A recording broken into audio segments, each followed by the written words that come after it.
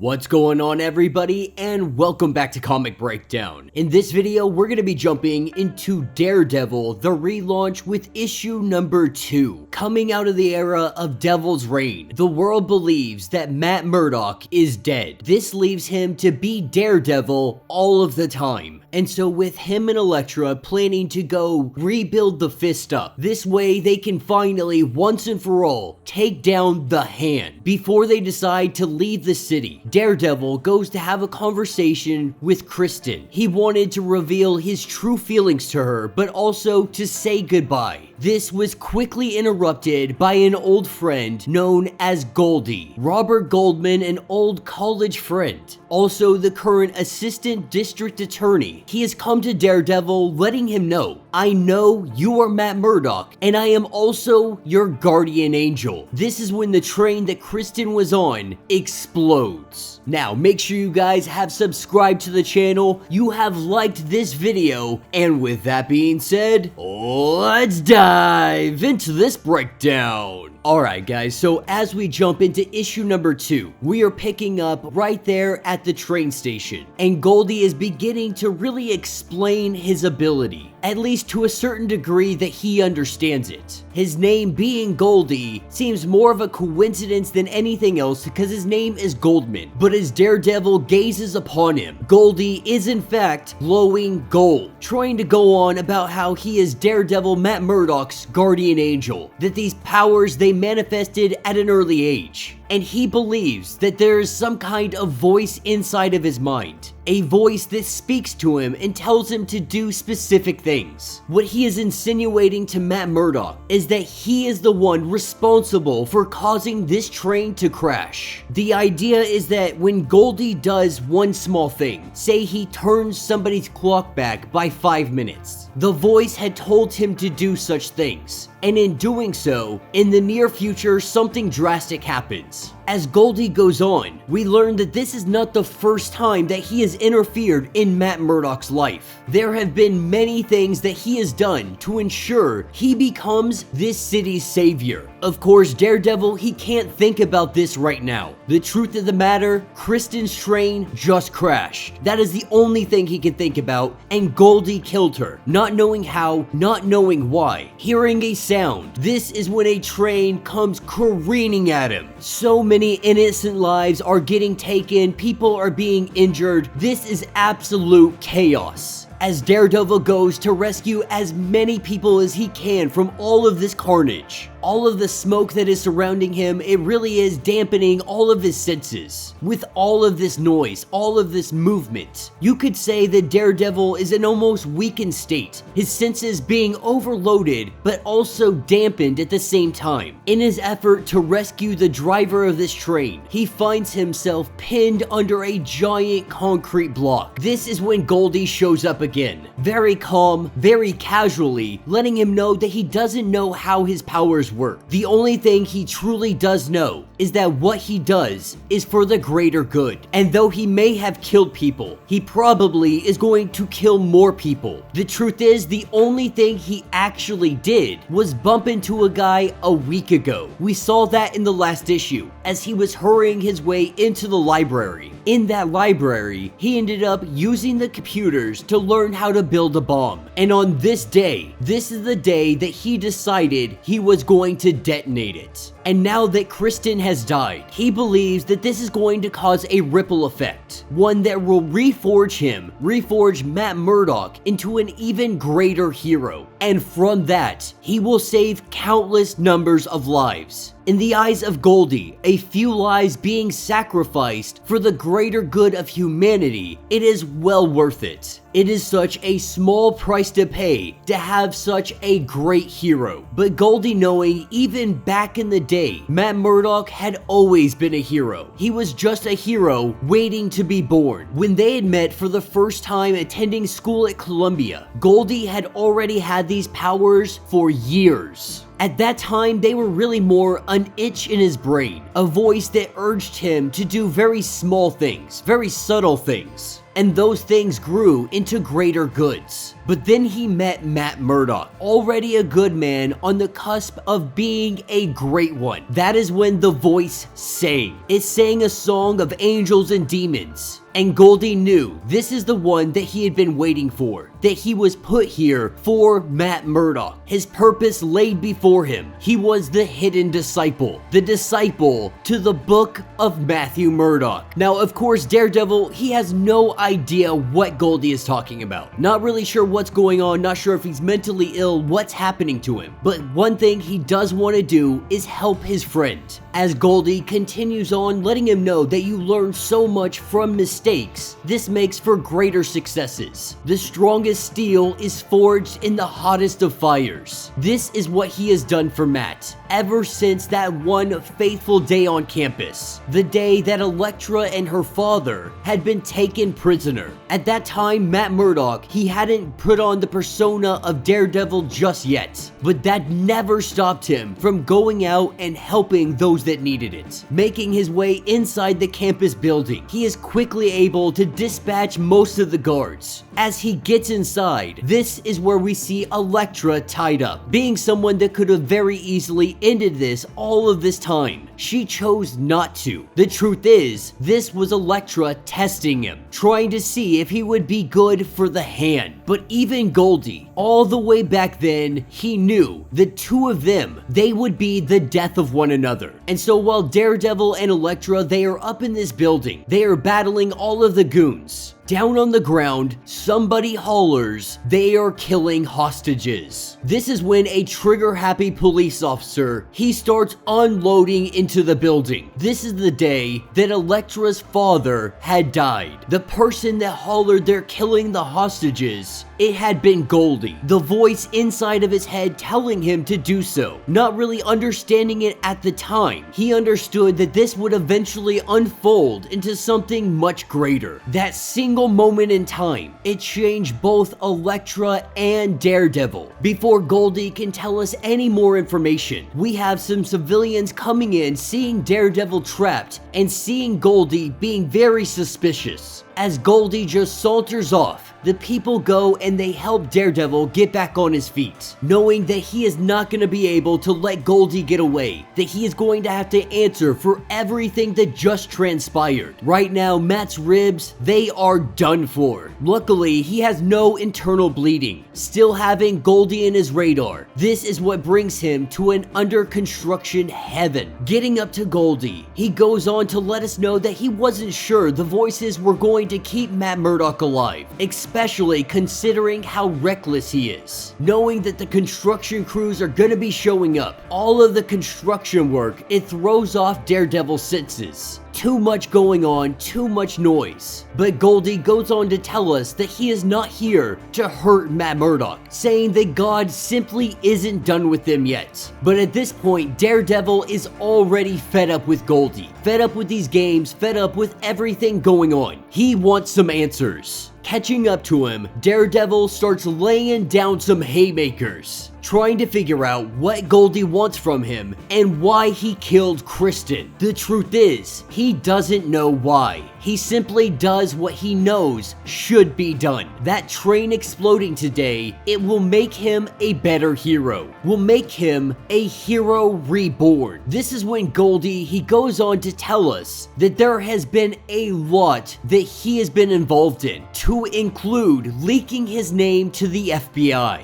But there are many things that he is also not involved in, like Matt Murdock ending up in prison. He is not sitting here like a puppet master controlling Daredevil's life. He is making small adjustments, steering him in a different direction. And when we speak of him going and making small adjustments, we see him having a conversation with Bullseye. And so maybe somehow, some way, he had manipulated Bullseye into doing everything that he had done. He had been in the shadows for so long. He was a little nervous to really shine to the world, if you will. Admitting to Daredevil that it truly does feel amazing to finally be able to tell somebody the truth. Punching Daredevil in the ribs. The voice inside of his head had told him to do so. At this point, Daredevil is believing that Goldie is full-on insane, that there has to be some kind of puppet master manipulating the whole situation. But Goldie knows one thing in his very bones, that God is good and bad things, they happen. As he goes and leaps off the building, he says that God is also ultimately merciful, and maybe Kristen isn't dead after all. Just like that, Goldie is gone, washed away from the rain, all of the noise from the construction. This is what makes Matt Murdock really begin to think, could Kristen still be alive? And so he hurries his way back over to the train station, looking through all of the faces, looking through the crowds, trying to find her. And this is when he hears her voice, letting him know that he is a little bit too late. We learn that the train had been out of service, so she had never gotten on the train. With Matt Murdock believing that she had died, he lets her know that he loves her, saying that she needed to know this. She also tells him to slow down a little bit, because while she did kiss him, he is coming on a little bit strong. That's because she doesn't remember. She doesn't remember that Daredevil is Matt Murdock, and that they were in love. This day, he had come to tell her who he was. But maybe this is all they get, is a simple goodbye kiss. A moment before the train goes out, before he moves on to work with the Fist. A simple moment before he marries Elektra. And that is what is going to take us over to a local police station. We have Goldie showing up, and here he confesses to being responsible for the explosion on the train, not putting up any kind of fight, letting them know that they are going to need special restraints, a special cell to keep him in. As he begins to glow, he says this is exactly where he needs to be for him. And that will be the end of this issue. So let me know what you guys think down in the comments. No, I really wasn't knowing what to expect as we come out of Devil's Reign. I was really hoping that him and Elektra were gonna head off, they were gonna fight against the Punisher, who is currently the Beast of the Hand. But that doesn't seem to be happening, at least not yet. We haven't even been able to leave New York City yet because of Goldie. Now Goldie, his powers are a big mystery. He makes small little adjustments, he bumps into people, he says a couple words, and in doing so, this drastically alters what might happen. This is leading Daredevil on a very specific path.